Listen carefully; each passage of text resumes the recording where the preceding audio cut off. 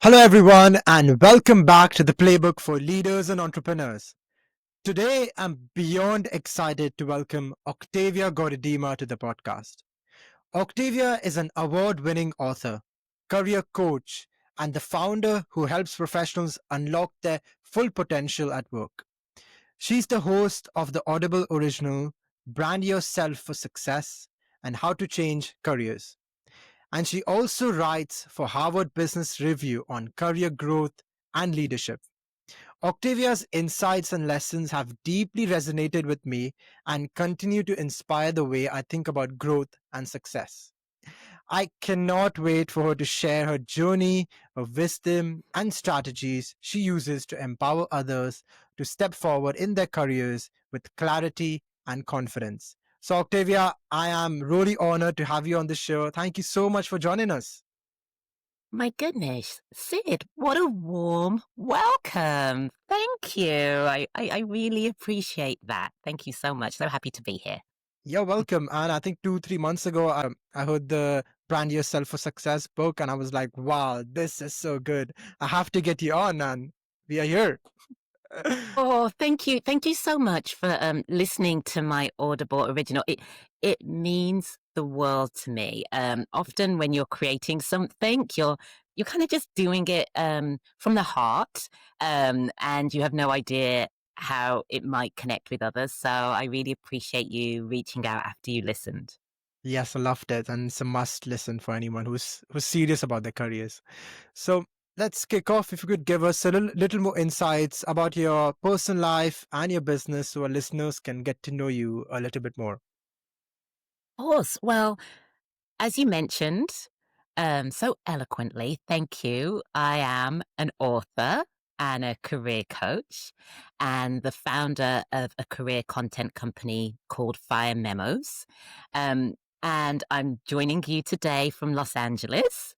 Um, California is now my home, but my journey didn't start there. Didn't start with writing books or creating audibles or coaching professionals or building startups. It actually began back in the UK. I am a politics and economic and social history graduate from the University of Leicester. And as I was completing my studies, I was really focused on building a career in communications. Now, the irony is, all of the work that I do is actually communications, but at that time, I thought I was going to be building a more conventional corporate career, working in public relations, and that's what I started off doing. And I learned a lot. Um, that work is what brought me to the United States for the first time 5 years after I graduated. I moved from London to Los Angeles. And that was really a turning point for me. There have been so many different moments that were turning points in my career journey. We all have them. Some of them are big moments, and then some of them are actually maybe a conversation or an insight or an experience that just changes how you think about yourself and your potential.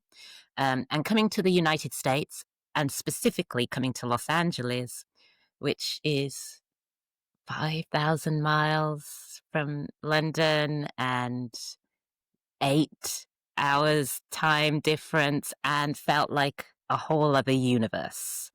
Even though in theory we speak the same language, actually, I spent the first few weeks, especially on conference calls, not being able to understand what I was hearing because the accents, the phrases, the vocabulary, the context, I was just eyes wide, like, okay, I've got to really lock in and focus.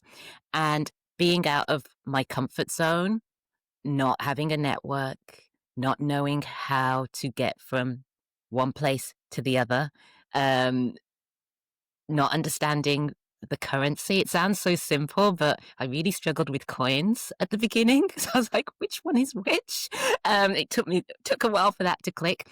All of these things felt immense. And I look back on that because it really was a period where I had to really, really trust myself and absorb and be ready to level up. And I think we all have moments, whether it's starting a new job or trying something new for the first time or taking on a big responsibility or moving like I did, which really require you to learn so much more about yourself when everything that is familiar or that you think you know is stripped away. So I started working in public relations and working my way up the career ladder. And I made a pivot to leave all of that behind and become a coach. And it was after I was coached for myself the first time, and I'd never even heard of coaching. It wasn't something I was actively seeking. I went to an event and there were four people on the panel, and one of them in particular just stood out for me so much. And I just said to my friend, I want to find a way to work with that woman. And that person was a coach. And she and I connected, and she ended up coaching me. And that changed everything. And I realized throughout my career up until that point, the pieces that had excited me the most were two things. I'd started to build teams by that point. So it was when I was able to really invest in the professional development of others, and whenever I had the opportunity to write. And often there wasn't always the opportunity to write freely in my job. So I was often finding ways to share what I knew with my own blog or on websites. And it was those two strands that really unlocked so much for me. And so, yes, I made the pivot, and that's what brought me to the work that I'm doing today. Amazing. Wow. I can resonate because coming from India to the UK, so I can resonate a few bits there. I've got a perfect transition to the question I want to ask you about pivot. So from your Audible original How to Change Career series and your book with Harvard Business Review, so I want to ask you, what are the top strategies for professionals navigating major career transitions or bouncing back after a setback? Yes. So I talked about the big pivot I made in terms of leaving a career that I'd built to try something new. But even before that, I personally made other pivots. I remember earlier in my career, I wanted to change from doing public affairs and corporate public relations and lobbying to consumer PR. And at the time, that felt like a seismic shift. And remember my boss at the time saying, think really carefully, Octavia, because if you make this change, it won't be easy to go back. Now, I don't think I 100% agree with that sentiment, even though it was shared with the best of intentions, because what he was trying to say to me was, you're good at what you do and you're on a path. Why leave? But if there's something that you know really feels aligned for you, and you haven't fully experienced it yet, but you're really curious about it, explore it. It doesn't necessarily mean that you have to take a full leap blindly. It could be that you explore it by having conversations with others that are already immersed in that space. It could be by practicing or dipping your toe in or trying components of it. There are lots of ways to explore. It could be having informational interviews before you actually apply for opportunities. And if it's actually pivoting into something that's out of being employed and doing something on your own terms, yeah, talking to people who are 3 years, 5 years, 10 years ahead of you in that space about, because sometimes the grass is greener, but also sometimes there are components to their journey that won't necessarily be the same for you, but you can learn from. And you can either choose to embrace those things or do them slightly differently. So I think it's about making sure that you're asking questions constantly and also knowing you do not have to fit in a box. There'll be components of you that you start to learn more about as you try things, and learning what you don't like and don't want to do is so valuable because it helps you get clearer about what you really want to do.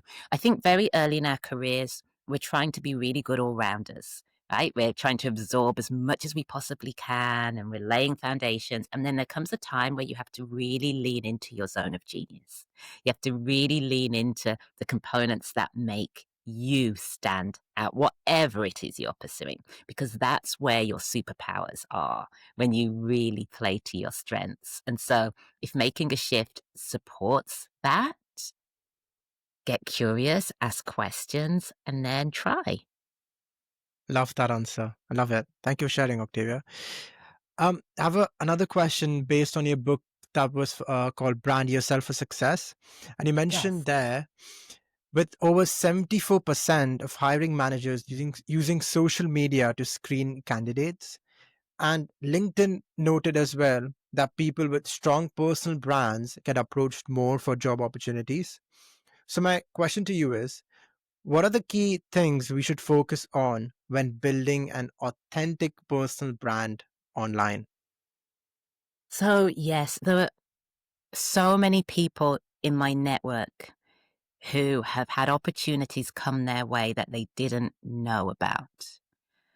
And the reason those opportunities came their way is because they were discoverable.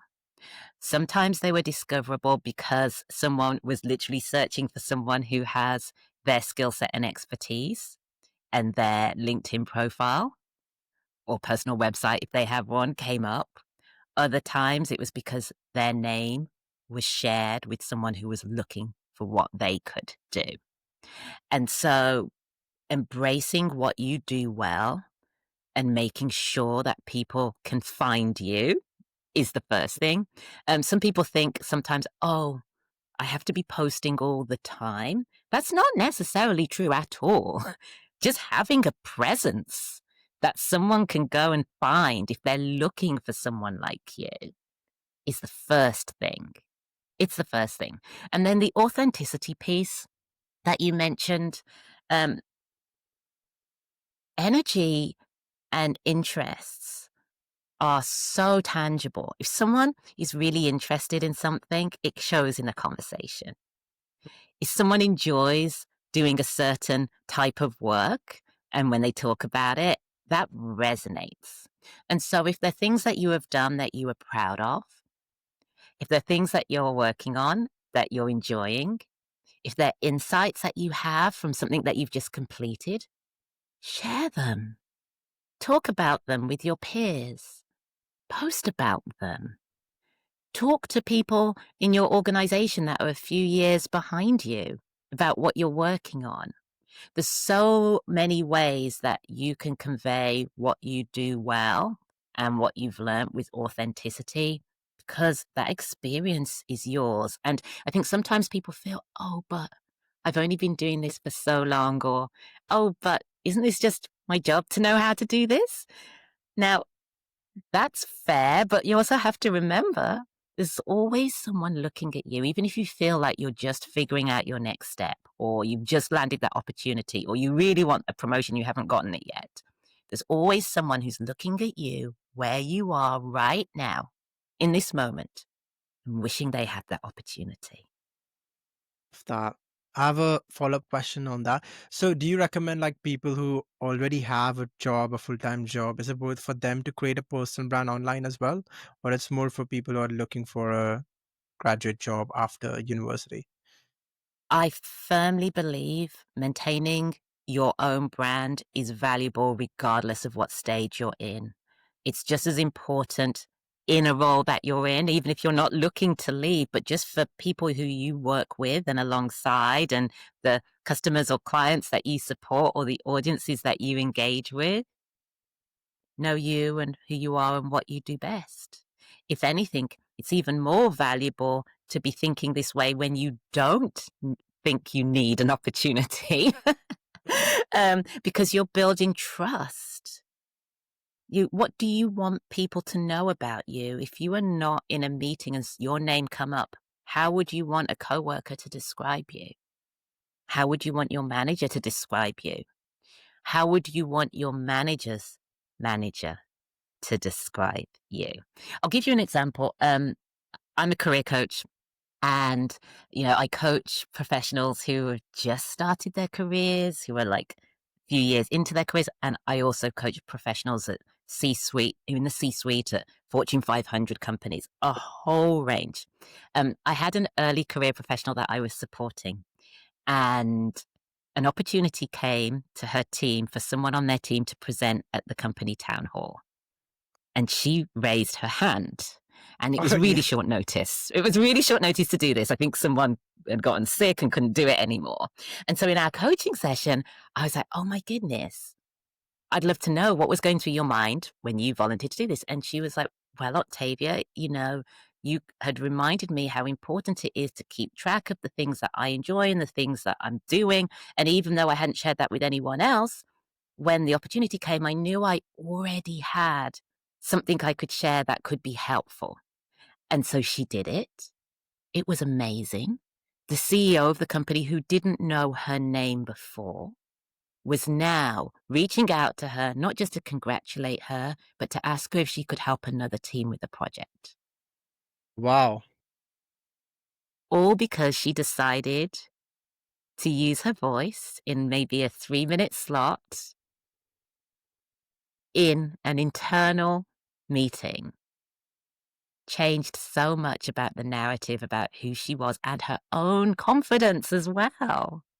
So, yes, it can be so transformative, even within the spaces you're in your organization, in your industry, in your community, as well as what you choose to share more publicly online. Definitely. Magic can happen if we put ourselves out there. See, we are talking as well now. I never knew.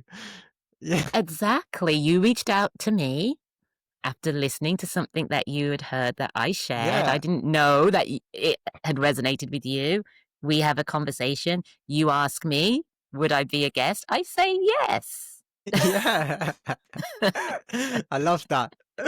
Um, Another question I have as well. So, with building a brand on online on social media, so Yes. what do you see like common mistakes people make? Because sometimes I see LinkedIn is just flooded with like viral chat GPT content, etc. So, how can we really be authentic within that as well? My goodness, that is so true right now. But Yeah. here's the thing. I have to be completely honest because as an author, I have to be visible. And when I first started to do that, I was absolutely terrified. And I had to start to do that before my book was available. So I was doing it just as someone who was just suddenly stepping up to share more. And when I hadn't done that before, I was just so concerned about, oh my goodness, should I, how do I, what will people think? Is it even worthwhile? Is it just there's so many people that have things to share. Why would anyone want to listen to me? It's so important to use our voice. I'll give you 2 examples. I knew that I needed a mentor, like just how I said, talk to someone who's a few years ahead of you, who's doing things you want to do, especially if you're stepping into something new. When I decided I wanted to be an author, that was a big step for me, and I'd not done this before. And I knew I wanted to talk to people that had done it before. One of those people ended up becoming my mentor. I thought it was going to be a one-time conversation. Um, he introduced me to someone in his network. And I was really grateful. So I had a quick conversation with that person and then in his network, and that person said, hey, would you come and talk to my entire team about your book? And my first instinct was like, oh, no, no, no, no, no, no, no, no. I do not want to do that. Right? That's what I was thinking in my head. But I said, of course, I'd love to. Now, that person was the editor-in-chief of Harvard Business Review. And Wow. I was petrified because I was thinking, what could I possibly tell the team at Harvard Business Review that they don't know already? What could I possibly share? But that was the wrong way to think about it. What I actually needed to do, and this is what actually ended up happening, is I needed to share my perspective, my why, what I was doing. And that's what I did. And so I gave my presentation, and I have to admit, I was so relieved when it was over. I was just, oh my gosh, I got through it. And I sent a Yeah. thank you note, and I got a reply saying, Octavia, you blew us away with your warmth and your perspective. I have a question for you. And that question was, would I host a show for their platform? Crazy. Now, I I was literally frozen. Like, here I was, so afraid to say yes to this opportunity and to share what, in essence, I was working on. And when I did it, it opened a door to an opportunity that I didn't even know existed. And so there were so many examples of that I could share with you, not just for me, but for people I've coached, where they leaned into doing something that felt uncomfortable, and either afterwards or weeks later or months later, it actually ended up being a catalyst for so much more. I'll give you one other example. I went to a birthday party earlier this month, and there was someone there who hadn't seen me since 2007. It's a long Wow. time. And so I was like ready to catch up. She was wanting to ask me questions about what I was doing right now, and I was really confused. And then I realized, oh my goodness, she's one of my LinkedIn connections. And she has been observing and following what I've been doing just by what I've been sharing periodically. And that was so powerful to me because sometimes you think, oh, it's the number of likes that you get or the comments. No, that's not the measure. It's actually about every time that you use your voice, you're sharing what matters to you and you're sharing who you are. And people remember whether they comment or like, they remember. I'm so glad you have a podcast because there were so many podcasts that I listen to and I learn so much from and I take down notes. And that host has no idea I'm doing that. They have no idea how much something that's shared helps me or resonates with me or helps me think about something differently, or how I then forward that link to someone else who I think also could benefit from it, because I do that all the time. There's no measure for that. Looking at number of downloads doesn't tell the full story. There's a real weight and value and power in sharing and connecting. Wow. You made my day. I love that. That's such a great answer. And I have a question about, because I think you're fearless and you just go after every goal and you're saying yes to every opportunity. I am not So, fearless. I have to tell you that. I am not fearless. That's not true. but you still do it regardless of feeling the fear. Okay, that's the way to put it. Well, do you know what, Sid? I think none of us are robots. And the things that can scare us can also maybe be the things that also excite us. And it's fear and excitement, but fear because we haven't done it before. All you can do sometimes is just move closer to that scary thing and it becomes a little bit less scary when you either get really close to it or you just start trying. I'm assuming this is your first podcast and the very first time that you probably tried, you hadn't done it before, right? You can read books, you can watch other YouTube videos about how to do it. And then eventually the time comes where you've got to get there and do it and show up and invite someone to join you and hit record, right? You just have to step into the arena, you know? Definitely. And we have all done it, especially as children. We've all done it.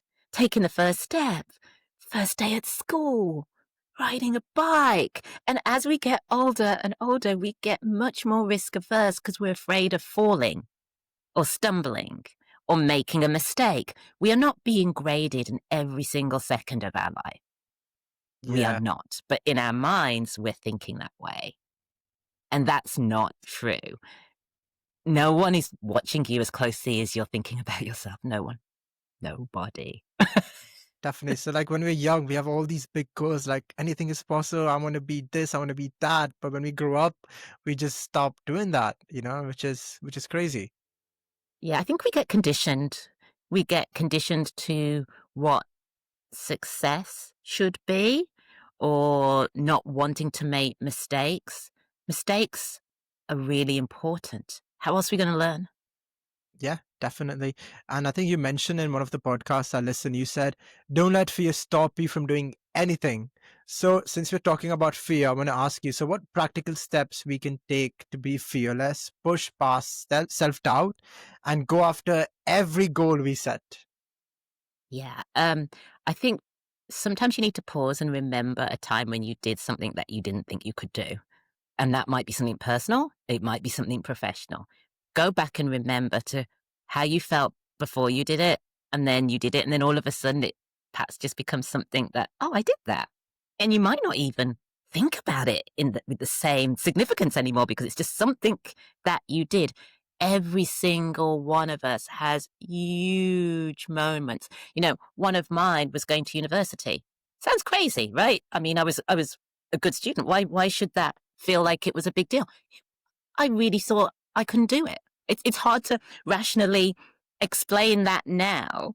And the irony, I then years later joined a board on my university. It's how you go from thinking you're not good enough to actually someone from that institution flying to Los Angeles from England to ask you if you will do this for them.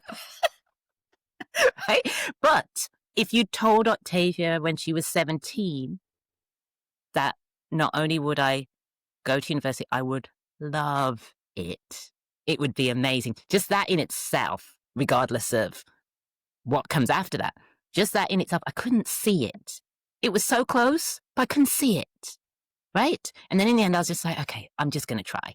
Right? That was probably one of probably the tests when I was smaller and changing schools, but that was the big one. We forget about the things that we moved through, the really tough boss that we figured out how to work around, the project that we dreaded that suddenly fell in our lap and we're like, I don't know how to do this. And then maybe you mess it up and then you learn and then you get it better, right? The first time you have to maybe speak in public, whatever the thing is, we all have them. But if you pull yourself back and don't try, or if you try and mess up and then think, okay, that's it, done now, it will never, never work out. The first book that I thought I was going to write never got published. I was devastated. I let that stop me for years. And then I finally had this epiphany where I was like, do you know what? I'm just going to see what happens if I don't give up. And that's when it happened. Now you can find my book in libraries around the world and in the business section at bookstores here. But I couldn't see that.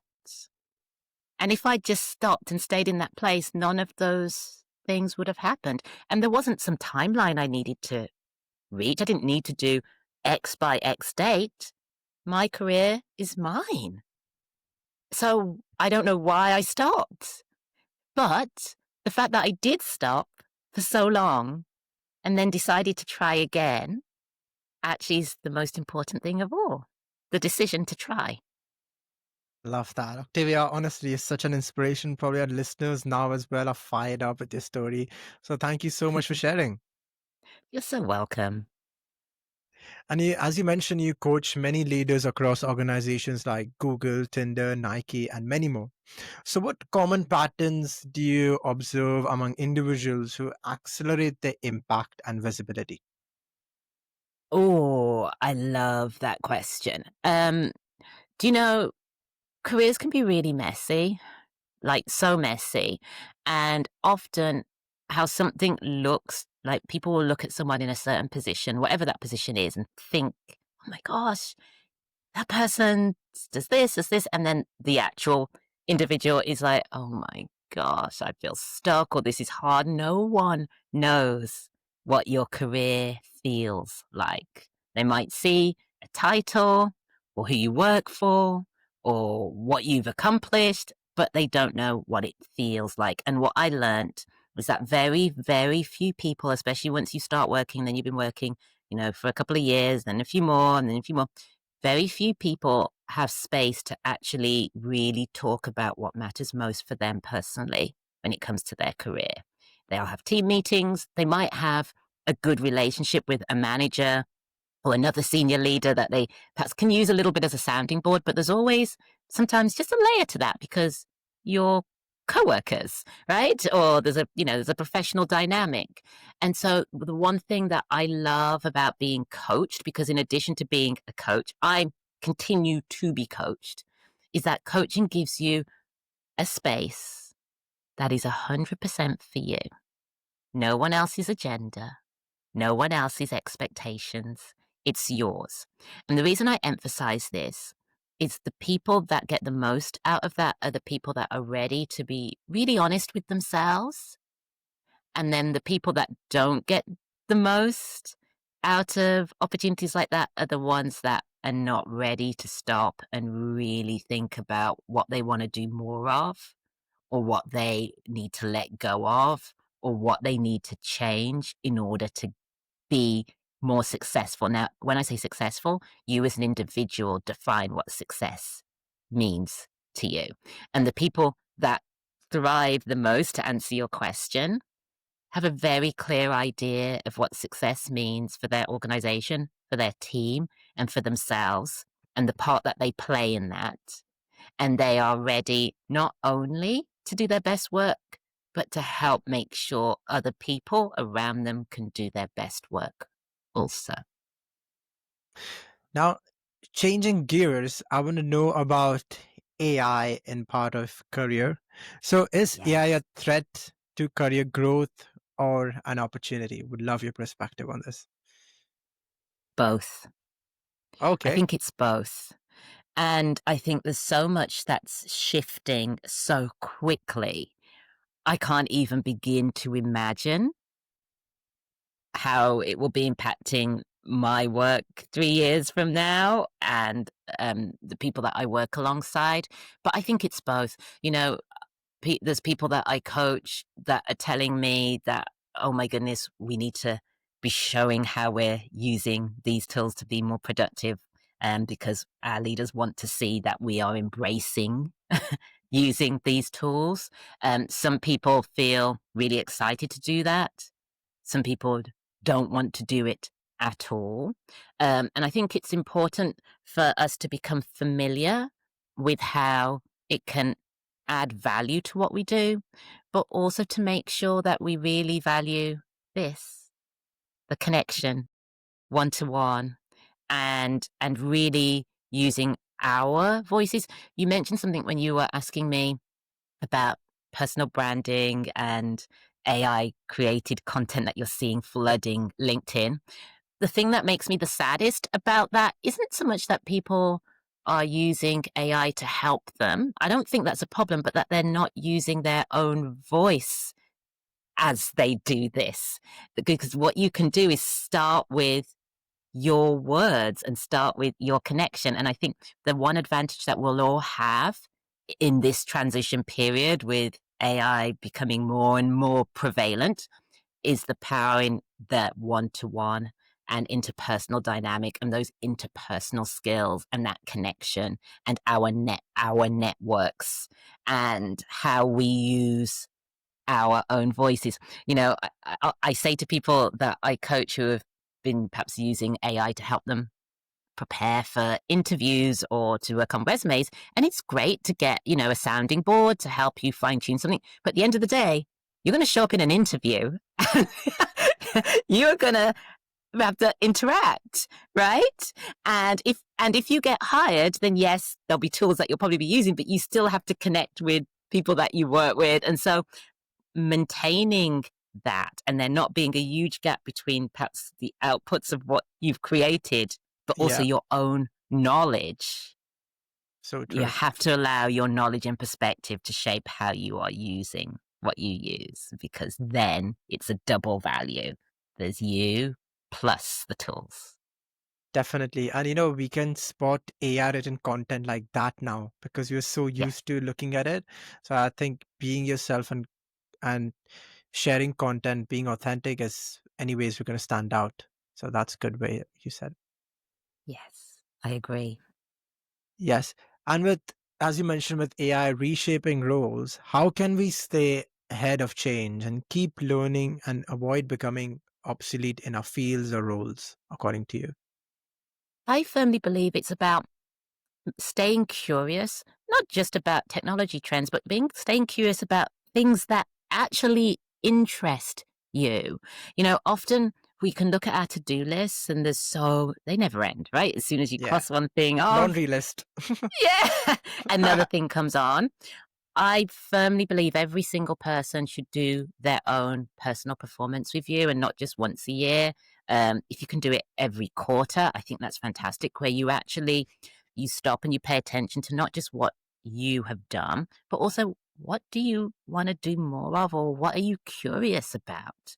It could be that it leads you to pick up a book? You and I were just talking about books before we started this Yeah. conversation. You have a list of things that you've already thought about, you want to read, looking ahead into the next few months. It could be that. I know I want to read more about this. Or actually, I want to listen to a podcast about this because I would want to, I'm curious about this, or I want to learn more about this, or I have this skill that I'm not using anymore. I want to find a way to use that. Maybe I can volunteer and use that skill. Or, you know what? I'm not meeting new people anymore. How can I make more connections? Whatever you're curious about, really lean into it, because with curiosity comes energy. And when you feel energized, that fuels your work in so many ways. And it can especially help you get through the parts of your work that maybe aren't as much fun for you, because we all have those. And so really lean into your curiosities. And yes, there's your to-do list, but also make Yeah. sure that you're paying attention to your you list, the things that are Right. important to you. So you mean like having a meeting, a performance meeting with yourself and seeing what the Yes. things you want to do? Yes, Yeah, reviewing what you've done and what you're proud of, but also just thinking about what am I curious about? What do I want to learn, or what do I want to experience? It might be one thing, it might be a couple of things, but take time to stop and think about it, because you might have people in your circle that will ask you, but most of us don't. Most of us don't have people that are going to ask us those types of questions. So we have to ask those questions ourselves. that's such a good point because we always have meeting with everyone else, but we never have a meeting with our own self, you know? So that's such a good point. I'm going to take this away and have a meeting with myself tomorrow and see what I need Yeah, to there you go. improve for next month. And another interesting question for you. So looking ahead 5 to 10 years, let's say. So how do you see the career landscape evolving and what skills or mindset will matter the most? My goodness. I love that question because I have 2 daughters, and Yeah. one of them will be going to university then, the other one will be, about to getting ready to graduate. Oh my Wow. gosh. And so we at the dinner table, we talk about this like, "Oh my gosh." One of them's like, "Is it even worth going to university? Will I even have a career to go to?" I think the most important thing as we Yeah, look valid ahead to question 5 though. Yeah. years, they are valid questions, but it's really looking at what excites you and what would you want to do more of, but also having resilience and adaptability. I think those are really, really, really key traits, and that matters anyway. In all honesty, look at what we went through. If we just look back 5 years ago, Sid, did any of us see a pandemic coming? No, right? Look at how all of a sudden everything what that we thought we knew got appended with no immediate checklist of how we were going to get back to normal. And it was hard. It cost a lot for so many in so many ways. But what I admired the most, just in everyday life, was seeing the adaptability and resilience that so many of us had, but didn't realize we had until the moment called for it.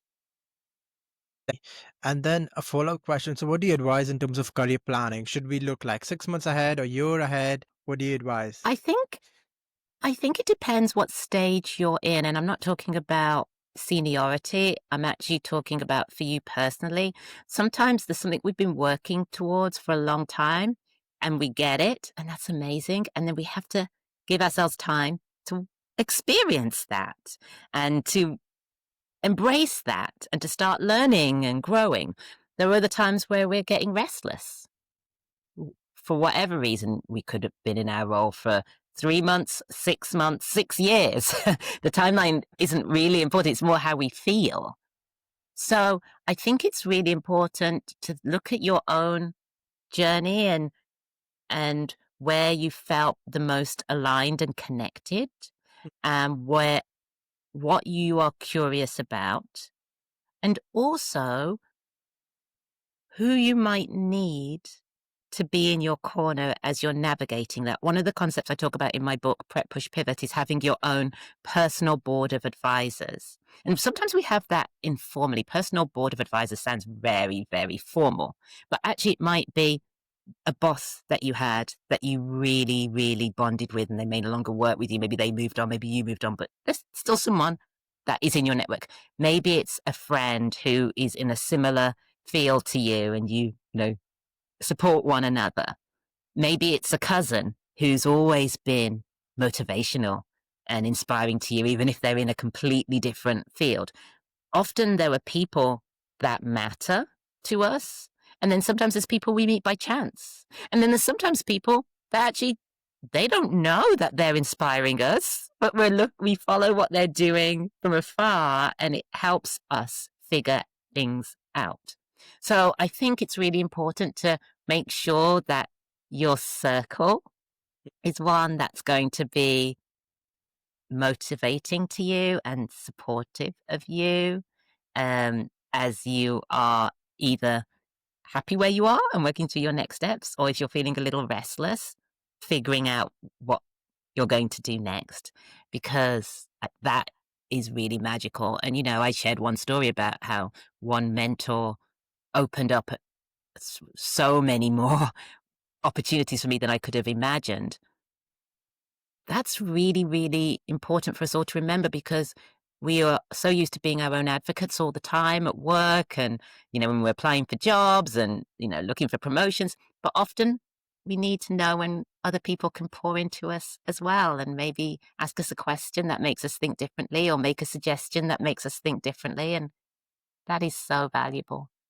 Yeah, and I think you mentioned this in your brand yourself for success as well, like having a mentor, having a sponsor as well within a network. So definitely makes sense. And we're not always in spaces where we feel like we have that support. And also if that is you, if you're like, I don't get along with my boss, that my boss is not a mentor. There isn't anyone right now that I feel that I can talk to. I encourage you to find other spaces that you can perhaps be part of. It could be that your industry has opportunities for people to come together. It could be that there's a group online where people have a Slack channel and they're Yeah. connecting. It could be that there's an event that's happening that you could go to without any expectations, but just be. And there can be different ways for you to get inspired or forge connections, even if there isn't someone right now who is mentoring you. We never know like what people we meet, so it can open doors that we didn't expect for sure. And I have a question, I think final question for you before we wrap up. So you have met so many successful people along your journey in your career. So what interpersonal skills stands out in the most successful people you have met? Oh my goodness. Okay. One that immediately comes to mind, but these traits actually could apply to anybody who exhibits this. You don't have to be a billionaire to have these traits. But I met Miss Oprah Winfrey, and what struck me the most was her warmth and her presence, not just with me, who she didn't know before, but when she met me, she grabbed my hand, was like, "Hi, Octavia," and so warm and present, but with every person in the room. It was like she treated everybody with the exact same respect, that warmth and kindness and just interest, just right there, present, connecting. And I was in awe because when you have been given so much to others for so long and you could be retired and just be peaceful and resting, to actually to show up and connect. And I was supporting a program for her foundation that provides scholarship to students that wouldn't be going to university otherwise. And she knew every single person's name and remembered and connected. And I can only imagine how many other things she'd done in that day before she got to the space that we were all in together. And to have that, it's just innately, I think, must be within her. That was really, really inspiring to watch. So my takeaway would be for anyone, your energy is tangible. So if you're in a meeting, be present. If you're connecting with someone one on one, be present. You never know the impact that that will make. You don't have to be someone famous to be impactful. It really makes a difference. Yes, that's so true. I think one of our podcast guests said the same thing, but it said making others feel more important.